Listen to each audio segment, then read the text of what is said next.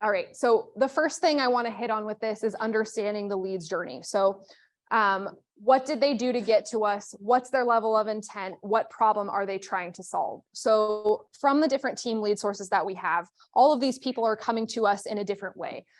So as far as, let's say Zillow Flex, for example, these people are all people who are calling in about a property. Just so you guys are aware too, the journey that they go through, they will call in. Zillow has their own ISAs that will ask them 2 questions. They ask, are you looking to buy? And are you ready to speak with an agent? If the answer is yes to both of those questions, they are then transferred live to a Zillow Flex call. If they say no to one or both of those questions, they are saved as a nurture lead and they are not connected to you. So just as a heads up, in order for you to even take those calls, they have to be vetted by those ISAs and say yes to both of those questions. So not a super deep pre-qual, but at least they've said, yes, hey, I am looking to buy and I do want to, I'm open to talking with an agent. So hopefully that can help your level of confidence when you answer the phone that they've said yes to both of these. So those people come in via phone call. We also have OpCity as a team lead source. So those leads as they come through are also qualified by OpCity's team of internal ISAs. And as they come through, when you accept those leads, it'll have a property detail that they're interested in, their budget. They try to get reason for moving. Sometimes that's not always in there, but there's like a little pre-qualification of what are they looking for and what's their timeline. So those are the 4 questions that usually the OpCity leads answer with the in-house OpCity ISAs. So they've also been through some sort of pre-qualification that they are looking to move. They're interested in doing something and they have X timeline. So normally you guys can see that as well when you accept the lead. So that is also, they have talked to somebody within OpCity before they're then passed off to an agent.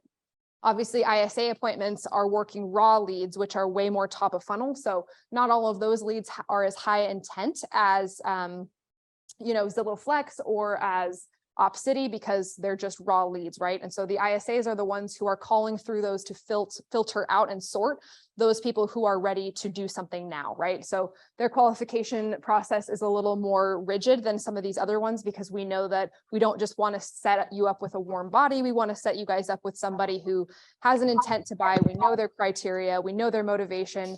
If they have objections, we try to get those for you, right? So those people come in a variety of ways. So those leads either fill out a form on our website, on a website of one of our referral partners like realty.com, or that we or any of the other portals that they've filled out a form that they're interested in a property.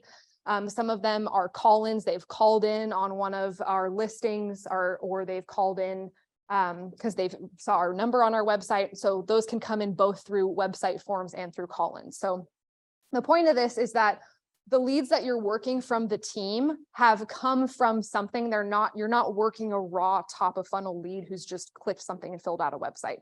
So obviously not everybody is ready to buy immediately and ready to go, but their level of intent for the leads that you guys are working is higher generally than just somebody who's raw. So it's good to keep that in mind, because that gives you permission to be a little more assumptive with what you want, rather than just, hey, what are you looking for? Okay. Assume that they have a mid-level of interest and proceed that way, so you're able to close them a little bit better.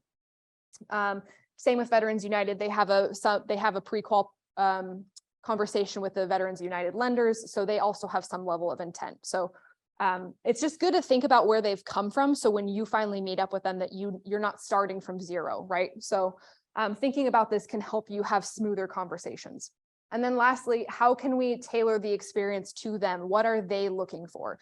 So something that I'm noticing as we're doing call reviews or listening to stuff, you guys are doing a great job asking questions, but we're sometimes not mentioning what they've already gone through before they've gotten to you. So we're starting from scratch with our conversations. We're not mentioning, hey, I saw you were looking at X, Y, and Z. I saw you registered for a bunch of properties in Santee. Is that where you're looking?